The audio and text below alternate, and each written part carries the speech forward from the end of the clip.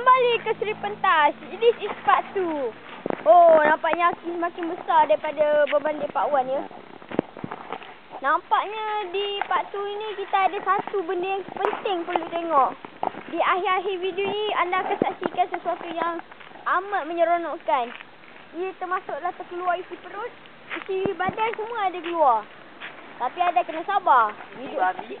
Ha, isi babi pun ada. Tengok kalau komen nak tengok lah. Alamak, jatuh lah pula.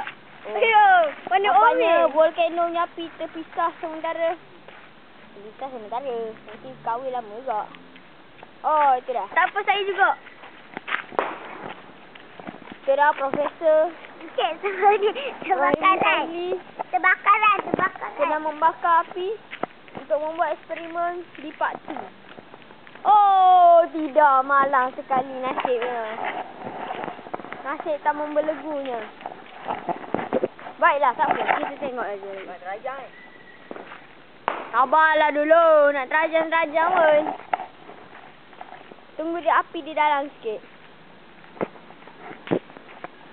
Bila? Nampaknya kita dah dipecahkan rahsia. Itulah main event dia. Akhir sekali anda akan menampakkan Profesor Rohimi Fazli akan menendang tin yang dipenuhi api ni. Okey, dah sedia? Okey. Api tak ada lah, pasal api luar. Api cepat je lah.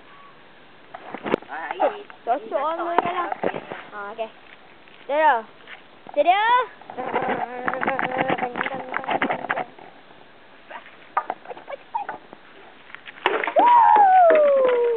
Oh, nampak isi perut. Nampak itu ya.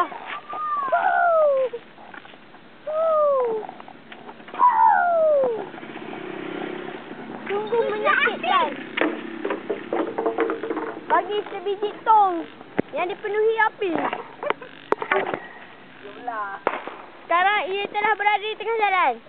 Ciao dulu. And part 2. Salam sejahtera. Goodbye for you to all. I akan buat banyak lagi video untuk korang.